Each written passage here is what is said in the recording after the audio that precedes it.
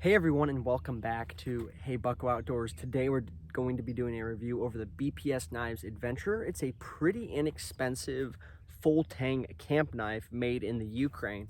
Pretty cool little blade. We're going to go over some pros, cons, put it through a gauntlet of testing and see how it does. Let's get into it. So like I said, this is the BPS Knives Adventurer. It comes with a nice leather sheath, has a dangler on there.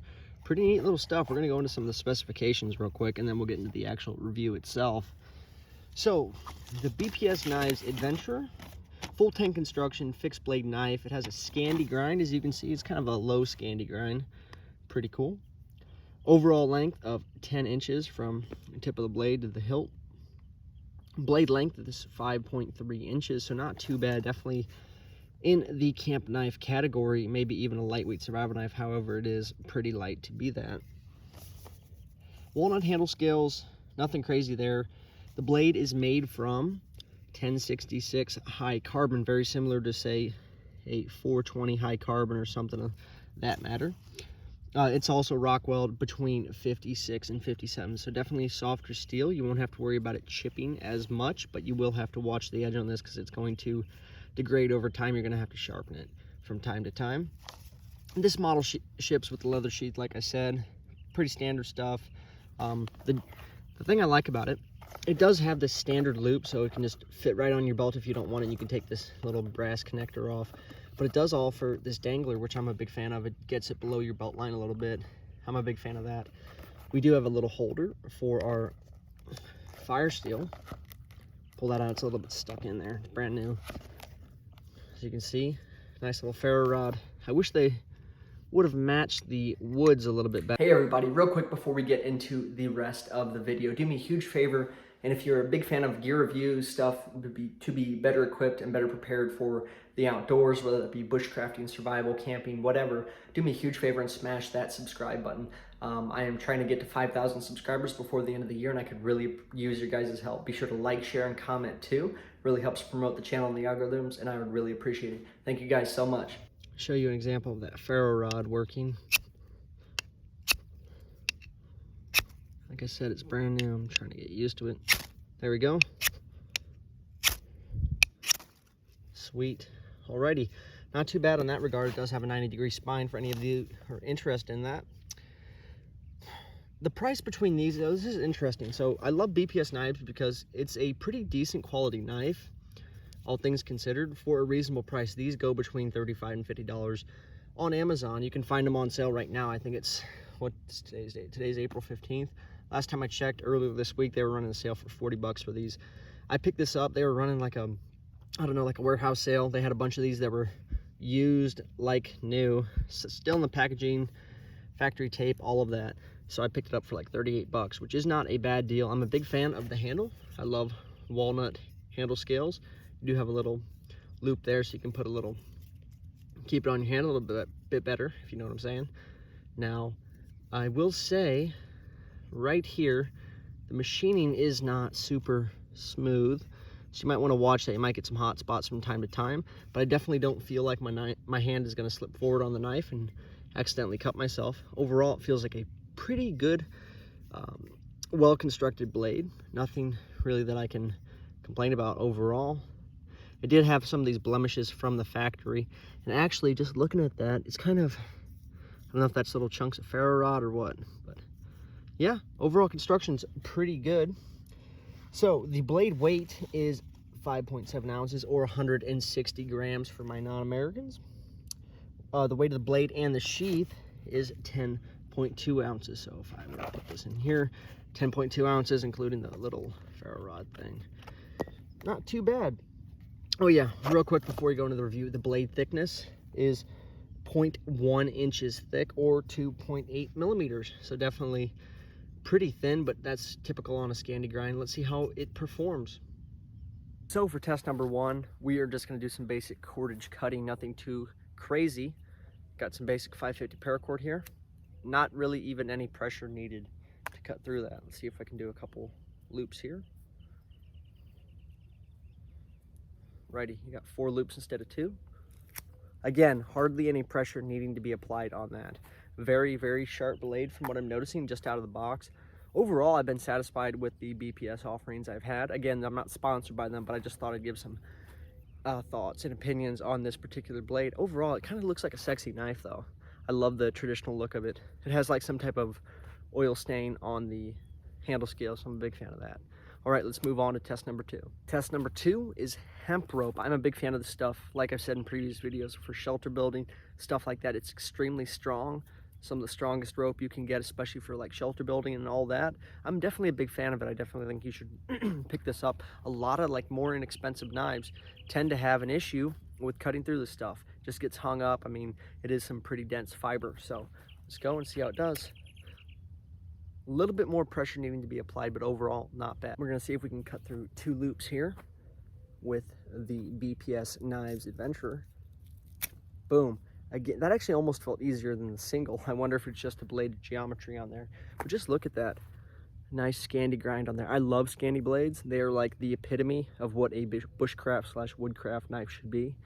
It just has this almost weathered look. I don't know if it's because it was the used like new, but I'm a big fan of it. Now, high carbon steel, one thing keep in mind, they are gonna rust up on you a lot faster than say a super steel like an S30V, S35VN.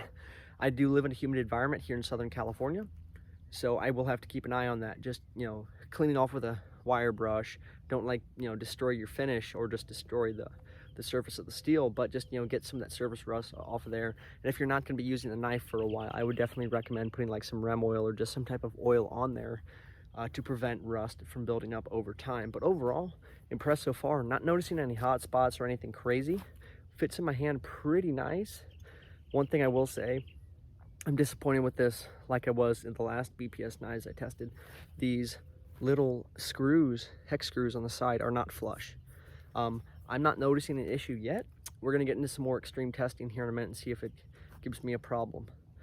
That little end of the tang right here at the tip of the handle, it's not super sharp, but I am noticing that. I think if you were choking up on it quite a bit, you'd feel that after a while. All right, the cardboard test. A lot of times when I'm not in the outdoors, I like taking one of my favorite knives if I get the package in, just seeing what it can do with some cardboard. So we're gonna try it out with the BPS Knives Adventurer, like butter. The good thing about Scandi grind is, man, they are just excellent for slicing. I'm barely putting any pressure. I'm holding this with like 2-3 fingers. Look at that. Oh, getting hung up a little bit there.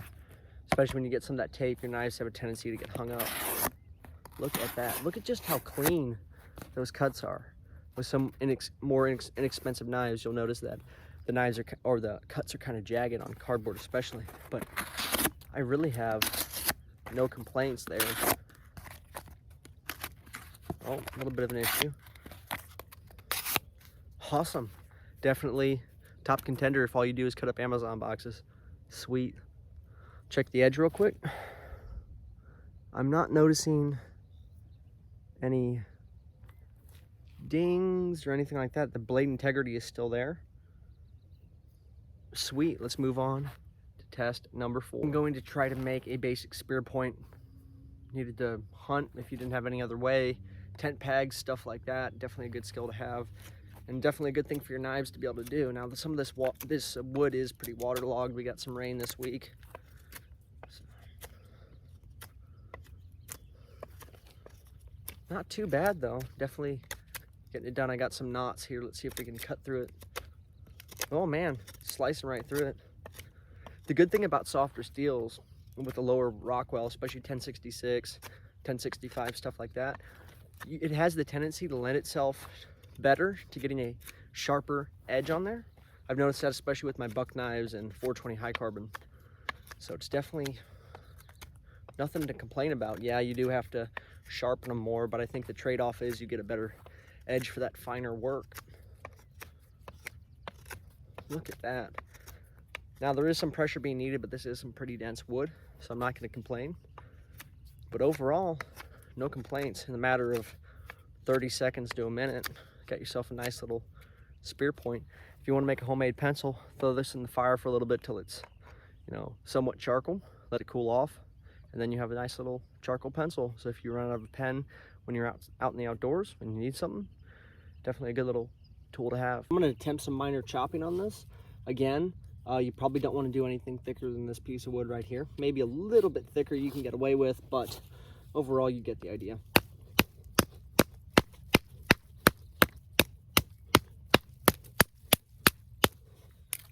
Pretty simple, matter of seconds, we're able to cut through that. Definitely, it does have a little bit of weight behind it. I think it was 5.3 ounces, I said. So definitely enough. Now, I would say for it to be like in the light survival knife category, you'd probably almost need to double that weight. But overall, not bad. Let's try one more time. Got this, another stick here.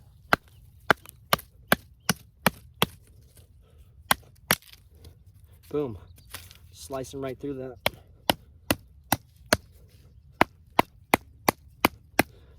I'm just resting my pinky here on the end of the tang at the edge of the handle, right next to the lanyard hole, and I'm noticing a little bit of a warm spot, but overall not super bad.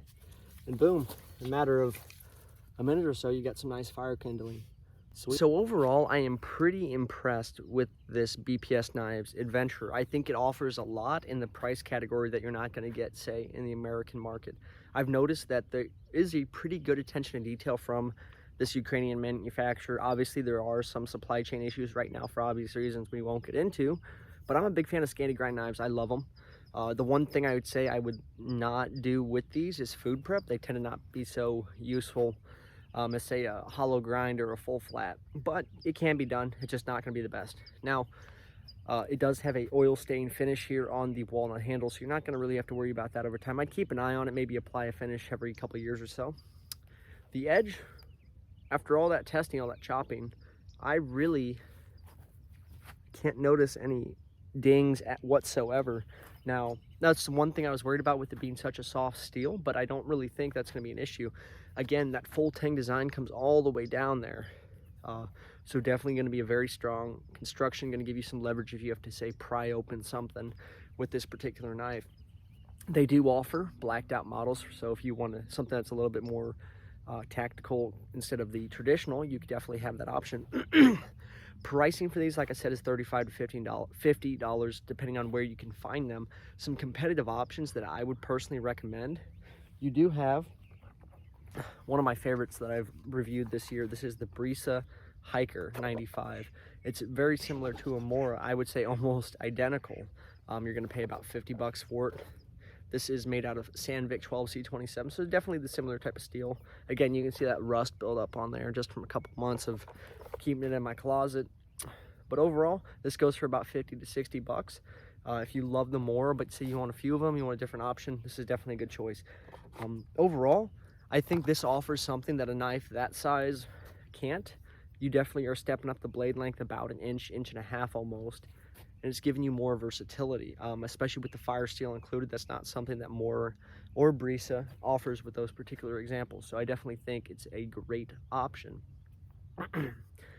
Now, some other things you could get into, like a Buck 119, which is an American knife. I'm a big fan of it. That's going to run you about $80 though, depending on where you can find them. Might be a little bit more or less either way you go.